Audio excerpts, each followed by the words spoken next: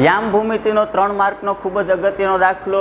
જો બિંદુ એ એના યામ છે 2 અને -5, બિંદુ બી -2 અને 9, આનાથી સમાન અંતરે આવેલું x અક્ષ પરનું બિંદુ શોધો.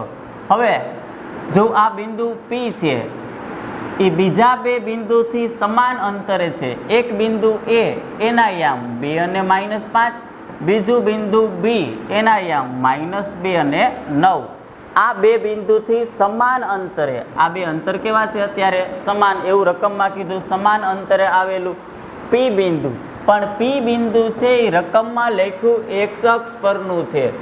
x અક્ષ પરનું બિંદુ હોય તો એ લખાય x અને 0. આવું કેમ? તો કે x અક્ષ પર આવેલા બિંદુનો વાયયામ હંમેશા કેવો થાય? 0. y અક્ષ પર આવેલા બિંદુનો x યામ 0 થાય, તો મારે લખવું પડે x અને 0. હવે અંતર સૂત્ર એપી બરાબર પીબી, આવું ક્યાંથી લખ્યું? તો કે રકમમાં લખેલું છે. બે બિંદુથી કેવા અંતરે છે? સમાન અંતરે. સમાન અંતર હોય તો જેટલું એપી છે એટલું જ પીબી.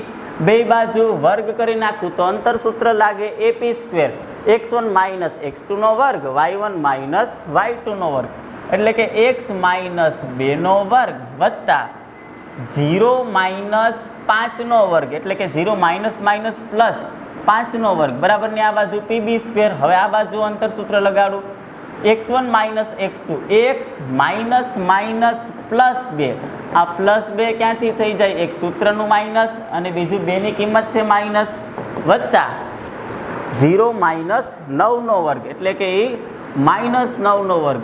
હવે સાદુરૂપ આપતા x - 5 નો વર્ગ, x નો વર્ગ, 2 દુ 4x, 2 નો વર્ગ 4, 5 નો વર્ગ 25, આ બાજુ x નો વર્ગ, 2 દુ 4x, 2 નો વર્ગ 4 અને 90 81. બે બાજુ x વર્ગ જાય, બે બાજુ 4 4 જાય, એટલે કે 4 બરાબરની આ બાજુ આવે માઇનસ થાય, પછી 4 માંથી 4 જાય એટલે 0.